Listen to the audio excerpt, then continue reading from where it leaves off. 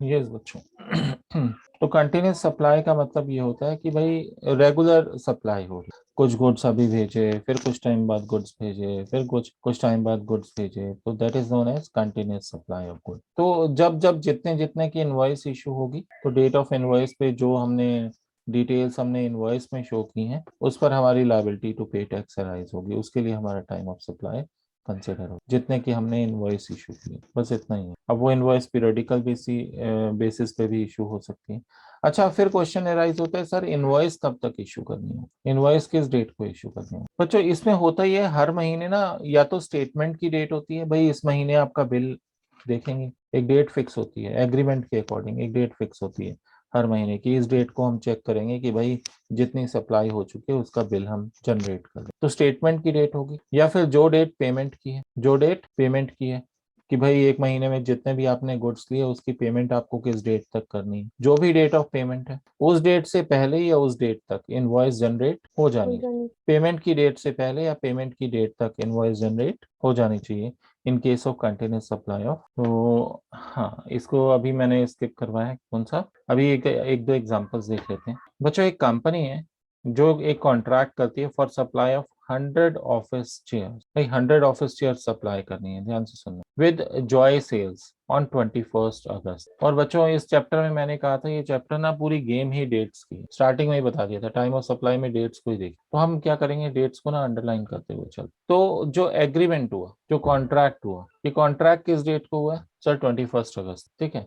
अच्छा देखा जाए तो 100 चेयर्स हैं और एक की वैल्यू कितनी है, 15,000, तो एक चेयर 100 चेयर्स की डिमांड की है और एक 15,000 की, तो टोटल 15 लाख की हो गई शेयर। अच्छा ये कॉन्ट्रैक्ट किस डेट को हुआ है बच्चों, 21 अगस्त को हुआ है, तो एक डेट तो हमें मिल गई, date of contract. Chairs are removed from warehouse, भाई मूवमेंट ऑफ गुड्स है, रिमूव्ड, रिमूवल की डेट है ना, ऑन 5 सितंबर, ठीक है, along with the invoice even date, भाई यही तो हमें डेट ऑफ इनवॉइस ही तो चेक करनी थी, और डेट ऑफ इनवॉइस में हम क्या देखते हैं, किस डेट तक इशू हो जानी चाहिए बच्चों, अगर तो मूवमेंट इन्वॉल्व है, मैंने किसको हाईलाइट किया था, मूवमेंट ऑफ गुड्स को, है ना, कि अगर एक जगह से दूसरी जगह जा रहे हैं, रिमूवल हो रहा है, क्या हो रहा है, रिमूवल हो रहा है, तो रिमूवल की डेट तक इनवॉइस इशू हो जानी हो चाहिए, जानी है। है ना।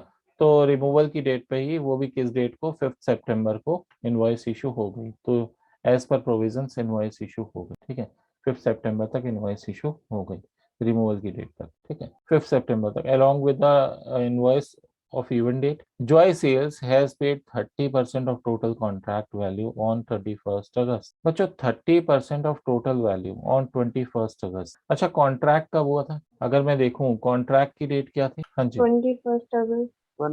21 अगस्त है ना बच्चों, और पेमेंट की डेट भी क्या है, 21 अगस्त। अच्छा ये पेमेंट जो है ना, ये एडवांस, कि भाई जब कॉन्ट्रैक्ट हुआ तो उसने एडवांस दे दिया।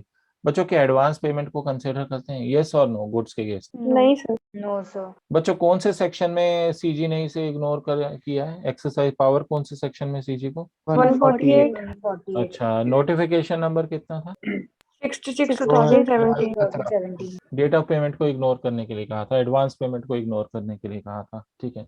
डेट ऑफ इनवॉइस भी हमने देखा, डेट ऑफ पेमेंट भी देखा, है ना, ठीक है। 21 अगस्त को जो पेमेंट आई है भाई, नहीं देखें, कोई बात नहीं, इस डेट को काट दिया। Balance 70% is paid after delivery of chair, ठीक है, ऑन 10 सितंबर। तो तीन डेट्स हो गई, एक तो हो गई 21 वाली, है ना, दूसरी कौन सी हो गई, 5 सितंबर, और थर्ड क्या है 10 सितंबर। बच्चों, इनवॉइस किस डेट की है, ये बताओ, 5 सितंबर की। आपके हिसाब से टाइम ऑफ सप्लाई क्या होना चाहिए, 5 सितंबर। 5 सितंबर। करेक्ट आंसर, ठीक है। तो date of issue of invoice भी हमारी 5 सितंबर है, तो इन्होंने क्या लिखा हुआ है, since the invoice is issued on the date of removal of goods, भाई हमने भी तो यही कहा था, डेट ऑफ इनवॉइस रिमूवल के टाइम पे होना चाहिए, हुआ है, it is issued within the prescribe time limit, तो इट मीन्स जो सेक्शन 31 में जो time limit issue, time limit है इनवॉइस इशू करने की, उसके अंदर ही इशू कर दी गई है।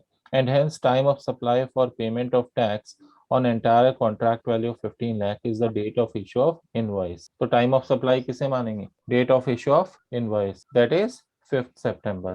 टाइम ऑफ सप्लाई किसे मान लिया बच्चों? 5 सितंबर को। ठीक है, टाइम ऑफ सप्लाई को सर शॉर्टकट तो बता ही दिया था। तो नेक्स्ट पॉइंट देखना है यहाँ पर क्या लिखा है। The provisions relating to time of supply of goods contained in section 12 in case of forward charge, highlight करता चलता हूँ। हम सेक्शन 12 पढ़ चुके हैं, फॉरवर्ड चार्ज का केस हम लोग पढ़ रहे हैं, नोटिफिकेशन 66 2017 को रेफर किया है, किस डेट को आया था वो भी लिखा हुआ है ना। ये कह रहा है नीचे डायग्राम बना हुआ, ठीक है। इन्होंने यहाँ पर किस किस की बात की है ध्यान देना। इन्होंने यहाँ पर देखो बच्चों डेट ऑफ इनवॉइस की बात की है, ठीक है, फिर ये डेट ऑफ पेमेंट की बात कर रहे हैं, ठीक है, और फिर ये बात कर रहे हैं, फिर ये डेट ऑफ पेमेंट की ही बात कर रहे हैं। मतलब ये दोनों चीजें ना, इन दोनों में से भी बात कर रहे हैं। एक तो जिस दिन बैंक में क्रेडिट हुआ वो वाली डेट ऑफ पेमेंट है, ठीक है, एक दिन आपने जिस दिन बुक्स में एंट्री की वो वाली डेट ऑफ पेमेंट है ना। इन दोनों में से डेट ऑफ पेमेंट हम कौन सी लेते हैं? अर्लियर, है ना। एक तो बैंक वाली, एक तो बुक्स वाली जिस दिन बुक्स में एंट्री की, और दूसरा जिस दिन बैंक में पैसे आए। इन दोनों में से डेट ऑफ पेमेंट कौन सी लेते हैं बच्चों? अर्लियर। अर्लियर वाली, है ना। फिर बाद में क्या लिखा? इररेलेवेंट, भाई इसको इग्नोर करना है। इररेलेवेंट, इसे क्या करना है? इग्नोर करना है। गुड्स के केस में इसे इग्नोर करना है। तो भाई फिर डेट ऑफ इनवॉइस ही आपका क्या हो गया? टाइम ऑफ सप्लाई हो गया। बच्चों डायग्राम एक बार दूसरे तरीके से बना के दिखाता हूँ, देखो इधर। टाइम ऑफ सप्लाई, आप तो सर रटवाने में लगे हुए है ना। टाइम ऑफ सप्लाई में अर्लियर किस किस में से लेंगे सर? अर्लियर लेते हैं एक तो डेट ऑफ इनवॉइस, है ना, और डेट ऑफ पेमेंट इसमें से earlier, sorry, date of payment इसमें से अर्लियर लेते हैं। सर डेट ऑफ पेमेंट में भी दो चीजों को देखते हैं, दोनों में, इनमें भी अर्लियर वाला केस दो चीजों में होता है। एक तो जिस दिन एंट्री किस में की आपने? यस बच्चों, बुक्स ऑफ अकाउंट्स में। बुक्स में एंट्री की, और दूसरा किस किस डेट को देखते हैं? जिस दिन जिस दिन में क्रेडिटेड credit हो गया। क्रेडिटेड इन बैंक हो गया, बैंक अकाउंट में।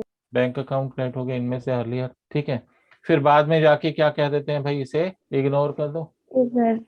अगर एडवांस पेमेंट है तो इसे इग्नोर करो। तो ठीक है, date of issue of invoice ये हमारी टाइम ऑफ सप्लाई हो गई, खत्म कहानी। बढ़े आगे बच्चों। तो कंक्लूजन इन्होंने भी निकाला भाई 148, देखो क्या लिखा है। Special procedure under section 148 for payment of tax. भाई जीएसटी पे कब करना होगा? टाइम ऑफ सप्लाई क्या है भाई? ये कह रहे हैं भाई date of issue of invoice या फिर last date of issue of invoice, इसी के बेसिस पे आपको डिसीजन लेना है। यही है बच्चों, कंक्लूजन अब वही आ गया कि यही आपका टाइम ऑफ सप्लाई माना जाएगा। अच्छा, फिर एक और पॉइंट इन्होंने लिख दिया। क्या पॉइंट लिखा है? कि भाई ये सिर्फ ना गुड्स के केस में है, ये सर्विसेज के केस में नहीं है। नहीं है। गुड्स के केस में एडवांस पेमेंट की डेट को हम इग्नोर कर देंगे। बच्चों अब आ गया एक और केस, मुझे लगता है इस क्वेश्चन का आंसर आप लोग दे सकते हो, ट्राई करना बच्चों। फिर डेट ऑफ सर्विस ही है टाइम ऑफ सप्लाई। ओके, कौन सी डेट? कोई पर्टिकुलर डेट बच्चों? Date of 23 October, date of invoice. ध्यान दें, इन्होंने डायरेक्टली आंसर नहीं लिखा हुआ। देखते हैं, पहले क्वेश्चन को डिस्कस कर लेते हैं एक बार। बच्चों क्या लिखा है? Machine has to be supplied at site. It is done by sourcing various components from vendors and assembling the machine at the site. The details of the various events are 17 सितंबर को क्या हुआ? परचेज ऑर्डर बना, advance of 50,000 is received for the machine worth ₹12 lakh and entry duly made in the seller's books of account. भाई books of accounts में entry भी कर दी, चलो डन। आगे देख, खैर ये तो पेमेंट की बात हो गई ना। The machine is assembled, machine assemble हो गई, tested at site and accepted by the buyer, तो डिलीवर हो गई एक तरह से, है ना। तो date of delivery 20 October, invoice raise की 23 अक्टूबर, 4 नवंबर को बैलेंस पेमेंट किए। हमें क्या फाइंड आउट करना है? Time of supply. बच्चों यहाँ पर हमारे लिए जो डेट ऑफ इनवॉइस है ना, वो बहुत ज्यादा रेलिवेंट है। DOI देखते हैं सॉल्यूशन में क्या लिखा। एज पर नोटिफिकेशन नंबर 66/2017, ये कह रहे हैं भाई पेमेंट को तो हम इग्नोर कर देंगे। Registered person excluding composition supplier has to pay GST on outward supply of goods at the time of supply specified under section. मतलब ये कह रहे हैं इनवॉइस की डेट को देखेंगे, ठीक है, पेमेंट को इग्नोर कर देंगे। Therefore the time of supply for the purpose of payment of tax for the entire amount of ₹12 lakh is 20 October, which is the date on which the goods were made available to the recipient as per section 31(1)(b)। बच्चों इसमें कुछ भी explain नहीं किया हुआ, तो चलो एक बार सेक्शन 31 में देख, विजिबल है आप लोगों को? Yes sir. हाँ जी। तो अगर यहाँ देखिए क्या लिखा हुआ है? मूवमेंट। भाई अगर मूवमेंट है, मूवमेंट ऑफ गुड्स है, तो बिफोर और at the time of removal. ठीक है। और अगर मूवमेंट इन्वॉल्व नहीं है, डज नॉट इन्वॉल्व मूवमेंट, तो फिर किसको देखते हैं? डिलीवरी को देखते हैं। उस क्वेश्चन में क्या दिया हुआ है? डिलीवरी ऑफ गुड्स दिए, डिलीवर्ड, बात समझ रहे हो? Delivery of good at the place of buyer. भाई उससे पहले एक्चुअली असेंबल करके देना पड़ा ना उनको, पहले तो पार्ट्स में था। कई मशीन्स, कई प्लांट ऐसे होते हैं जो बायर की साइट पे जाके बनाने पड़ते हैं, आप उन्हें बनाकर भेज नहीं सकते, समझ रहे हो? वो वहां पर जाके बायर की साइट पे जाके बिल्ड करनी पड़ती है मशीन वगैरह। यहाँ से पार्ट्स में ले जाएंगे, टुकड़ों में ले जाएंगे, फिर बायर की साइट पे जाके क्या करेंगे? असेंबल करेंगे, पूरी मशीन रेडी करेंगे और वहां क्या करेंगे? डिलीवर करेंगे। भाई आप उसको एज इट इज बना के उसकी मूवमेंट नहीं कर सकते, आप बायर के प्लेस पे जाके उसे डिलीवर कर रहे हो। बिफोर और at the time of delivery of goods. भाई इनवॉइस कब तक इशू हो जानी चाहिए? बिफोर और at the time of delivery को। बस इतना ध्यान रखना, जहाँ मूवमेंट ऑफ गुड्स इन्वॉल्व है वहां रिमूवल से पहले इनवॉइस इशू हो जानी चाहिए, ठीक है? रिमूवल की डेट तक या रिमूवल से पहले इनवॉइस इशू है। और जहां मोमेंट ऑफ गुड्स इन्वॉल्व नहीं है वहां पर डिलीवरी की डेट तक इनवॉइस इशू हो जानी हो चाहिए। जानी चाहिए। डन। अच्छा, अब यहाँ पर इनवॉइस कब तक इशू हो जानी चाहिए? 20 हम्म, अक्टूबर तक इनवॉइस इशू हो जानी चाहिए थी यहाँ पे। अब लेट की है तो भाई वो वाली नहीं लेंगे, फिर जिस डेट तक इनवॉइस इशू हो जानी चाहिए थी वो डेट लेंगे, ठीक है ना? वो वाली डेट लेंगे, और वो वाली डेट क्या होगी? 20 अक्टूबर, जिस डेट तक, ये लास्ट डेट है जब तक इनवॉइस इशू हो जानी चाहिए थी, ठीक है? 20 अक्टूबर। तो इसी को हम क्या मान लेंगे बच्चों? हाँ जी, डेट ऑफ इनवॉइस। ठीक है ना? ये डेट ऑफ इनवॉइस भी है, और इसी के बेसिस पे हमारा टाइम ऑफ सप्लाई भी डिटरमाइन हो जाएगा। यही हमारा टाइम ऑफ सप्लाई भी कंसिडर होगा, ठीक है? हो जाएगा। यह हमारी liability to pay GST arise हो जाएगी। बच्चों ये एग्जाम्पल देखो, इसका आंसर तो आप लोग 100% दे दोगे। देखो इलस्ट्रेशन नंबर 2, मुझे लगता है इसका 100% आंसर दे दोगे। ये कंटिन्यूस सप्लाई का केस है।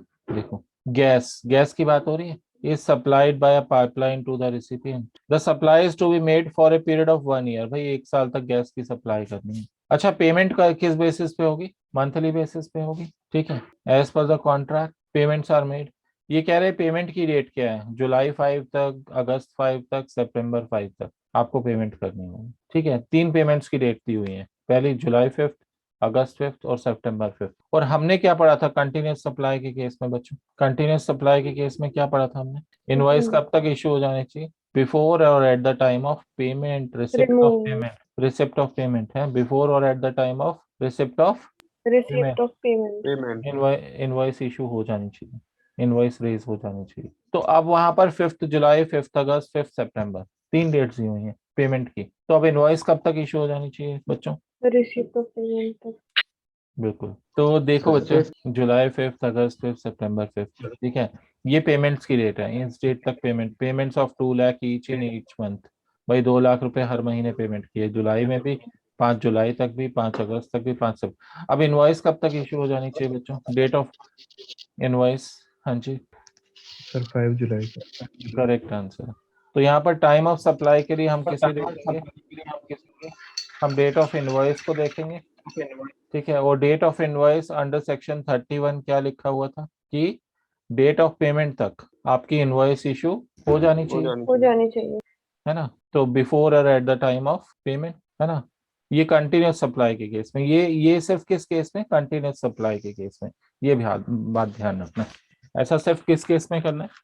ऐसा सिर्फ और कंटिन्यूअस सिर्फ सप्लाई। कंटिन्यूस सप्लाई के केस में करना है। तो देखते हैं, as per notification number 66 2017 dated this and this registered person excluding composition supplier has to pay GST on the outward supply of goods at the time of supply, ठीक है? This and this of invoice और last date of invoice. बच्चों हर बार पूरा law लिखते हैं हर बार, है ना?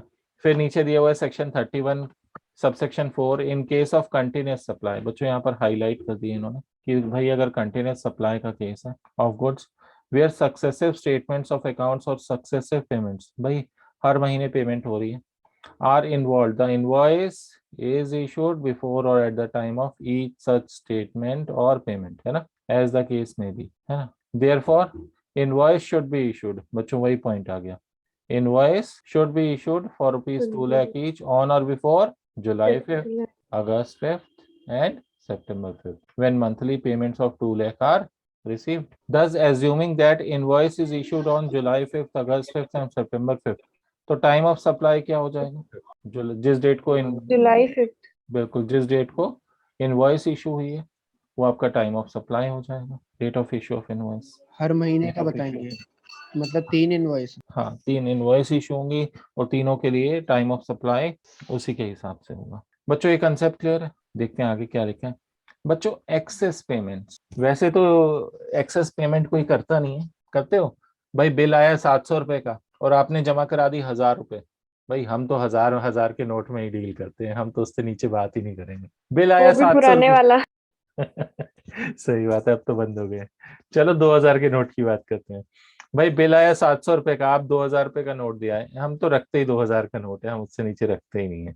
ठीक है, तो अब 700 रुपए का बिल आया और आप पेमेंट कितनी कराए? 2000 रुपए। 2000 रुपए बच्चों ये this is called access payment, इसे क्या कहेंगे? Access payment. Access payment. भाई इसका क्या ट्रीटमेंट होगा? इसके इसके ऊपर जीएसटी कब लगेगा और कौन पे करेगा? अब कस्टमर ने तो एक्सेस पेमेंट कर दी, जितने का बिल है, देखो नॉर्मली क्या होता है, हम हमारे पास हर महीने बिल जनरेट होता है ना, और हमें पेमेंट करनी होती है, और हम लोग क्या करते हैं, कई बार हम एक्सेस पेमेंट कर देते हैं। आप इसे एडवांस पेमेंट भी कह सकते हैं कि हमें पता है यार अगले महीने एडजस्ट हो जाएंगे। बात समझ रहे हो? गैस का बिल जनरेट हो रहा है, कुछ भी जनरेट हो रहा है, ठीक है। अब हुआ क्या, आपका 1100 रुपए का बिल है और आपने क्या किया, आपने एक्सेस पेमेंट कर दी, आपने 2000 रुपए पे कर दी, तो इट मीन्स आपने 900 रुपीज की क्या कर दी? Excess excess. पेमेंट। अब एक्सेस पेमेंट। अब देखो सप्लायर को तो 2000 पे रिसीव हो गए, 9000 पे एक्सेस रिसीव हो गए। अब क्वेश्चन ये आता है भाई, सप्लायर यस उस सर। पर, क्वेश्चन ये राइज होता है कि सप्लायर उस पर उसी टाइम जीएसटी पे करेगा, उसी टाइम उसकी वो जो 900 रुपए उसे एक्स्ट्रा मिले हैं उस पर जीएसटी पे करने की लायबिलिटी उसी टाइम अराइज हो जाएगी, या फिर जब नेक्स्ट मंथ का बिल जनरेट होगा तब उसको जो एक्सेस पेमेंट रिसीव हुई है नेक्स्ट मंथ में एडजस्ट होगा ना। आपने 900 रुपए अगर एडवांस दे दिया आपका, यस सर। ठीक है, मैं लिख देता हूँ यहाँ एक बार। मान लो बच्चों बिल जो ओके। कितने का था, बिल कितने का था आपका? 1100 का था, ठीक है। अच्छा पेड, आपने पेमेंट कितनी कर दी? पेड आपने 2000 कर दी। अच्छा यहाँ पर एक्सेस पेमेंट कितनी हो गई बच्चों? 900। यहाँ पर हमारी एक्सेस पेमेंट जो हो गई वो 900 रुपये, डन। अब ये 900 रुपए का क्या ट्रीटमेंट होगा? भाई इस पर क्या जीएसटी लगेगा अभी? अच्छा जीएसटी तो किसे पे करना है? सप्लायर को पे करना है। किसको पे करना है? सप्लायर सप्लायर को। को। मैंने कहा था नॉर्मली सप्लायर पे करता है, हर जगह फॉरवर्ड चार्ज मैकेनिज्म होता है। ये बिल, ये जो बिल है मान लो 5 नवंबर का है, अब अगला बिल जो है वो कब जनरेट होगा? 5 दिसंबर को जनरेट होगा। 5 दिसंबर। अब सप्लायर की लायबिलिटी कब? टाइम ऑफ सप्लाई में उसके 900 रुपए के ऊपर जो जीएसटी बनेगा, ठीक है, वो सप्लायर के लिए टाइम ऑफ सप्लाई कब होगा? 5 नवंबर के हिसाब से होगा या 5 दिसंबर के? क्वेश्चन ये है कि भाई कस्टमर ने 900 रुपए एडवांस दे दिए, कस्टमर ने 900 रुपए पहले ही दे दिए, ठीक है, जो 5 नवंबर का बिल था उसी के साथ 900 रुपए एक्स्ट्रा दे दिए। अब सप्लायर जो है जिसकी जीएसटी पे करने की लायबिलिटी है, वो 900 रुपए के ऊपर जो जीएसटी बनेगा वो भाई इसी महीने के हिसाब से पे करेगा, उसके लिए टाइम ऑफ सप्लाई इसी महीने का होगा, या फिर अगले महीने जब ये 900 रुपए एडजस्ट होंगे। अब ये जो आपने एडवांस दे दिए ना, एक्सेस दे दिए, ये जब 900 रुपए अगले महीने जब बिल में एडजस्ट होंगे तब इस पर जीएसटी पे करने की लायबिलिटी सप्लायर की अराइज होगी। क्वेश्चन ये है आपके हिसाब से क्या होना चाहिए बच्चों? यहाँ लिखा है अगर ये कहानी सिर्फ 1000 रुपए तक, अप टू 1000, मतलब 1000 रुपए या उससे कम की बात है, option of taking invoice date as time of supply, तो भाई ऑप्शन की बात हो रही है यहाँ पर। In terms of proviso to subsection 2 of section 12 for a payment up to ₹1000 received in advance कह लो, एक्सेस कह लो, of the value of goods invoiced, the supplier, अब सप्लायर की क्या लायबिलिटी है, कैन चूज, भाई सप्लायर के पास ऑप्शन है to take the date of invoice issued with respect to such excess amount as the time of supply of goods for such excess value। तो भाई सप्लायर के पास चॉइस है, भाई वो 5 नवंबर के हिसाब से भी चल सकता है या फिर, हाँ जी, 5 5 नवंबर के दिसंबर के हिसाब से। नेक्स्ट जो बिल जिसमें एडजस्ट होना है वो 5 दिसंबर को है ना। तो भाई उसके पास ऑप्शन है कि वो इस डेट पर इस पर जीएसटी पे ना करके कब पे करे? 5 दिसंबर को जो इनवॉइस जनरेट होगी, जो बिल जनरेट होगा उसके हिसाब से पेमेंट कर सकता है। ये जो रिलैक्सेशन है ये सिर्फ कितनी वैल्यू तक, कितने अमाउंट तक दिया गया? Up to ₹1000। 1000। लेकिन अगर अमाउंट इससे ज्यादा होगा तो भाई फिर तो नवंबर के मंथ पर ही उस पर जीएसटी पे करने की लायबिलिटी अराइज हो जाएगी, सेम मंथ हो में, जाएगी। जिस मंथ में रिसीव हुआ है उसी मंथ में पे करने की लायबिलिटी अराइज हो जाएगी। हो कंसेप्ट क्लियर है? जाएगी। देखते हैं यहाँ पर आगे क्या लिखा है। सिंस विद इफेक्ट फ्रॉम 15/11/2017, भाई फिर तो इसको एक्सेप्शन में डाल दिया कि एडवांस पेमेंट पर तो जीएसटी लग गई। लगेगा ही नहीं, तो फिर इस प्रोविजन की तो रेलेवेंसी खत्म हो जाएगी। Since with effect from 15th November 2017 GST on supply of goods is payable only on the basis of issuance of invoice. This provision is practically irrelevant. तो अब ये 1000 रुपए की वैल्यू वाला भी पॉइंट रेलिवेंट नहीं नहीं है, बट आपके सिलेबस में है तो हमें करना तो होगा ही। कर लिया हम लोग।